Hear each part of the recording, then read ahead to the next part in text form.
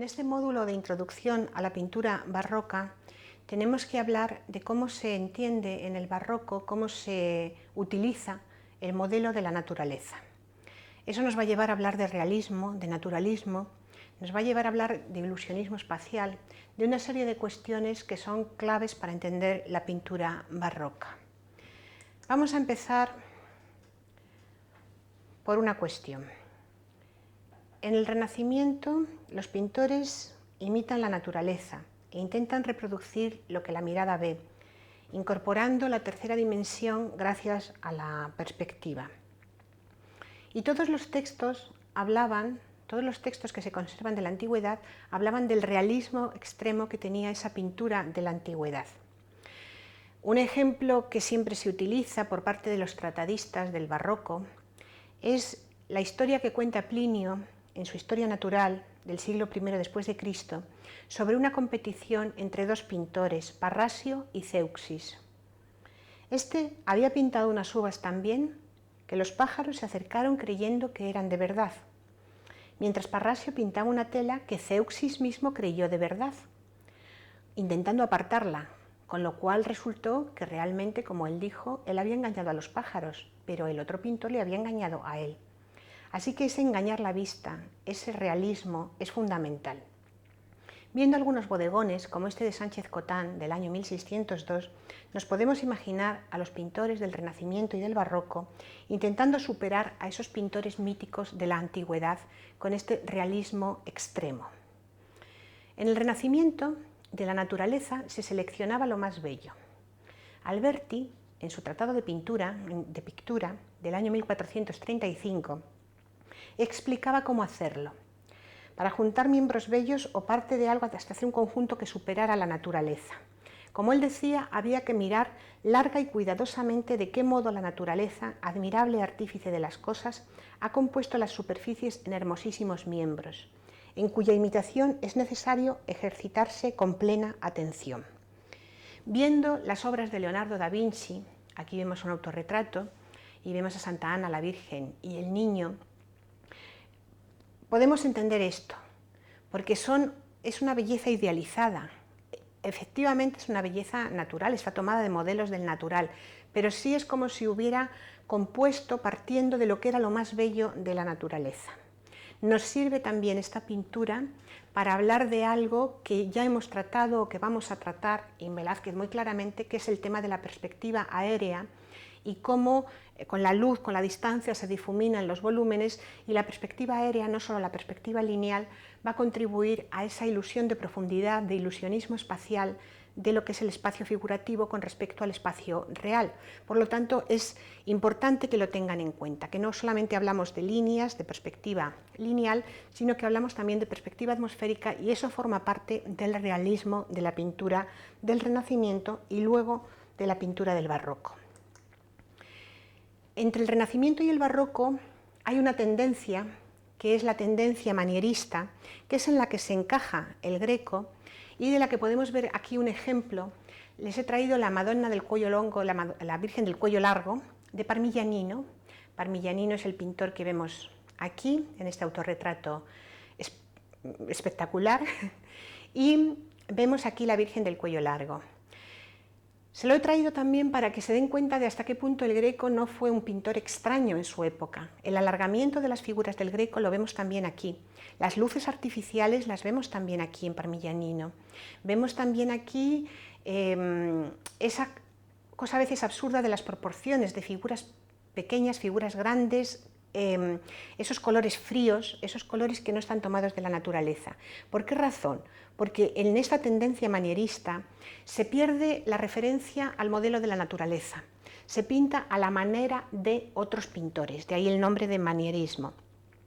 Y eso es una de las razones por las que la pintura del Greco y en general toda la pintura manierista fue poco valorada por los tratadistas del Barroco. Los tratadistas del Barroco y los pintores del Barroco y los clientes del Barroco buscaban el naturalismo, buscaban el realismo. Por lo tanto, el manierismo les parecía una tendencia intelectual fuera de ese modelo de la naturaleza. Así que el gran fundador, digamos, por decirlo de alguna manera, de lo que es el naturalismo barroco es Caravaggio. Caravaggio, del que estamos viendo aquí esta obra de Judith y Holofernes, y Caravaggio, que es un pintor que decía que un buen pintor debía saber bien, imitar bien las cosas naturales. Aquí lo vemos que no se ahorra, desde luego, con el tajo de la cabeza de Holofernes, que la sangre corra, la presencia de tipos populares, esas luces y sombras, esos contrastes de luces y sombras tan fuertes, los claroscuros caravallescos, que dan lugar a toda una escuela de los caravallistas. Es también pintor de bodegones, Caravaggio, como vemos aquí, o un pintor que sabe incorporar otra forma, y a lo mejor les puede resultar extraño que diga esto, pero creo que lo puedo explicar. Sabe utilizar los recursos teatrales, porque hay una vinculación muy clara entre la pintura barroca y el teatro barroco, y sabe utilizarlos para dar más verosimilitud a la escena, para crear realmente esa impresión de realismo, de que es algo que sí que está sucediendo, en una época en la que había una auténtica pasión por el teatro. En este caso, que es la conversión de San Pablo, crea una pantalla con el caballo tremenda que no nos deja llegar hasta el fondo. Esas zonas negras, que ya no es que sean oscuras, que son auténticos negros, el foco de luz tan fuerte sobre la figura caída en escorzo, pintada, y como en las obras de teatro, que algunos habrán leído obras de teatro del Siglo de Oro, por ejemplo, de repente un criado aparece en el teatro y reconduce la mirada, reconduce la escena. Bueno, pues aquí de alguna manera esta figura es como si de nuevo, como si nos fuéramos a ir, esta figura nos reconduce de nuevo, es decir, nos guía. Eso forma parte también de alguna manera del realismo. Este realismo, este naturalismo está vinculado con la pasión científica de esta sociedad del siglo XVII.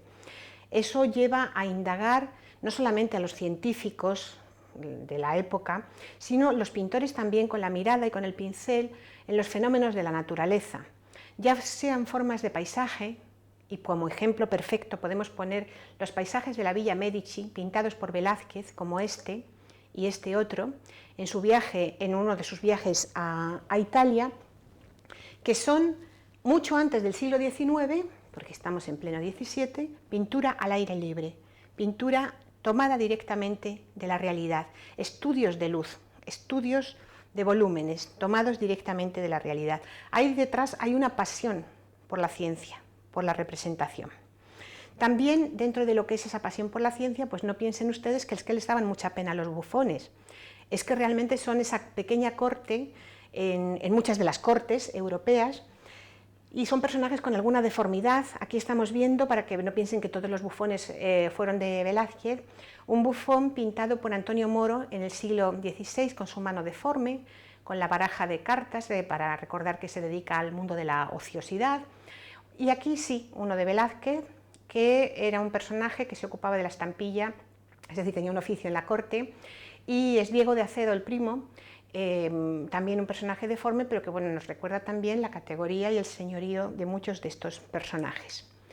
Pero desde luego les atrae este mundo de la deformidad. Hemos visto, vamos a ver en alguna otra clase, la mujer barbuda de Rivera o el lisiado de Rivera, y aquí les he traído para que vean otra, pues la monstrua de Carreño de Miranda, que es una pintura, son dos pinturas de hacia 1680.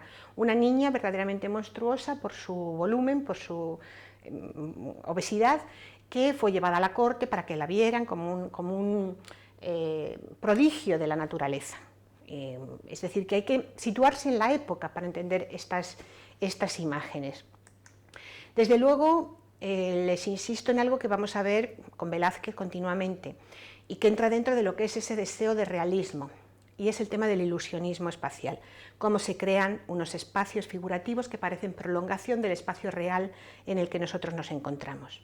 Un ejemplo perfecto es Las Meninas, que la vamos a ver hasta hartarnos, pero también la Ronda Nocturna de Rembrandt, que vemos aquí, que es una de las obras de arte universal del barroco, bueno, de las más famosas. Lo que representa son a los arcabuceros de Ámsterdam, cada uno de ellos paga una cantidad de dinero para ser retratados en este retrato colectivo. ¿Y qué sucede? Se llama la ronda nocturna o la ronda de noche porque durante mucho tiempo, hasta que no se limpió bien, etcétera, se pensaba que había sucedido, que era una escena nocturna. En realidad parece ser que es una escena como en el gran portalón del que salían los arcabuceros a hacer su ronda, así que es una zona de penumbra, con zonas de luz, de sombras, con todas las sombras, zonas intermedias, focos de luz, con otras zonas más en penumbra, y ese ilusionismo espacial es algo verdaderamente fundamental. En la conversión de San Mateo de Caravaggio podemos ver también el deseo de naturalismo en la utilización de la luz, esta luz que entra desde nuestra derecha y que ilumina a estos personajes. O bien, por ejemplo, el deseo de ser realista hasta el punto de que Velázquez, para la rendición de Breda, parece que estuvo hasta informándose de cómo era esa luz plomiza del norte de Europa. Breda estaba en los Países Bajos, entonces no puede pintar la luz mediterránea, la luz española, y pinta esa luz con esos grises y esos platas que recuerdan esa luz del norte de Europa.